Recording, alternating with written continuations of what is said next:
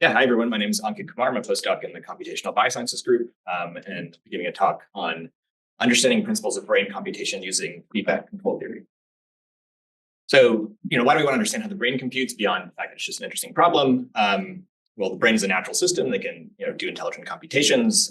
These are sort of that artificial intelligence is getting increasingly better at. But one of the main drawbacks is just the kind of raw energy consumption of AI systems. So, on the left is just a plot showing kind of the anticipated energy draw of U.S. data centers as a percentage of total U.S. power demand by 2030. Basically, like 10% of U.S. energy will be taken up by data centers. And on the other hand, the brain does all the things that it does with just 20 watts of energy, which is quite a remarkable fact. And so it points to the fact that we're missing some fundamental principles. So brain computations depend on the time-varying firing rates of populations of neurons.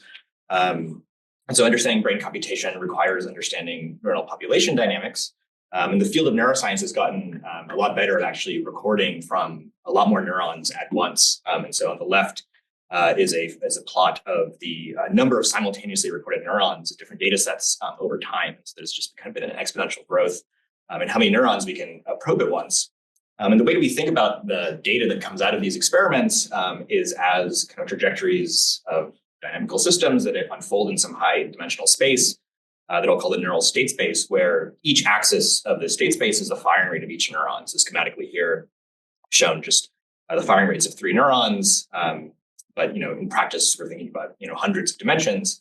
So an experiment, it's kind of an empirical observation that's come out of a lot of experiments in neuroscience is that actually the kind of portion of this space that's relevant for a particular behavior, so for example, kind of moving your arm around, is actually a much lower dimensional subspace of this neural state space. And so the goal of kind of our work was to try to understand the properties of the dynamics in this lower dimensional subspace from first principles. Kind of started from the observation that the brain contains feedback across multiple spatiotemporal scales. And every action that a brain area kind of takes is done with kind of inputs from other areas and affects other brain areas downstream. And so we turn to understanding neural dynamics from the perspective of control theory. And so control theory distinguishes between the open loop control and the closed loop control case. Where in the open loop control, you just have inputs that have to be carefully designed to drive a dynamical system to produce some kind of downstream output. Whereas in the closed loop case, you have a feedback controller that can take the outputs and then sort of correct things in real time. And so in addition to control, there is this idea of controllability, which is essentially trying to measure how easy is it to actually control different systems. And you can think about both open loop and closed loop controllability.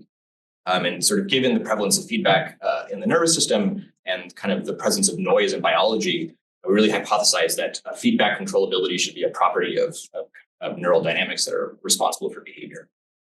So coming back to this idea of dimensionality reduction, we developed dimensionality reduction techniques that identify subspaces of observed neural dynamics that are most feed-forward and feedback controllable.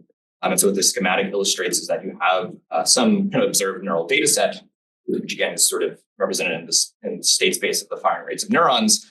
And the feed-forward controllable subspace intuitively is the kind of projection in which inputs can drive most volume in the output space, whereas a feedback controllable subspace is one that can be leveraged by a feedback controller to most effectively modulate the neural state. And so we developed kind of optimization algorithms that find both of these subspaces, so to ground this with some technicality. So we're kind of assuming that at a first approximation, neural firing rates are just some linear dynamical system driven by stochastic inputs. And what we're trying to do is find particular lower dimensional subspaces within this neural state space. So that's this y of t variable here. And the question again is related to controllability. So how amenable are system dynamics to control for different choices of C? So on the one hand, again, feed forward controllability is this idea of the volume of state space that is accessible by some normalized input. And so, pi here is a controllability Gramian, and so we're trying to optimize the log determinant of this projection of the controllability Gramian. Feedback controllability is measured using kind of Gramians that come out of Kalman filtering and the linear quadratic regulator. So the objective function here is essentially something that combines the cost of filtering and regulation. We want to find a projection that optimizes feedback controllability.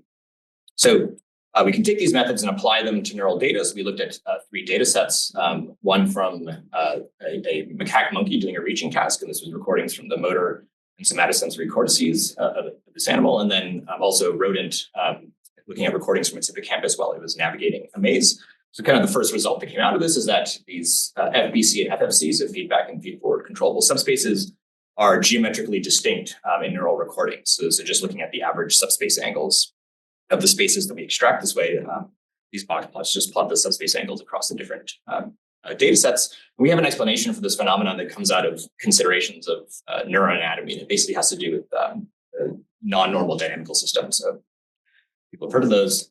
Kind of the second result is that feedback controllable subspaces are better predictors of behavior. So one thing we can do is we can take the activity with these projected subspaces and ask how much information do they contain about the relevant task.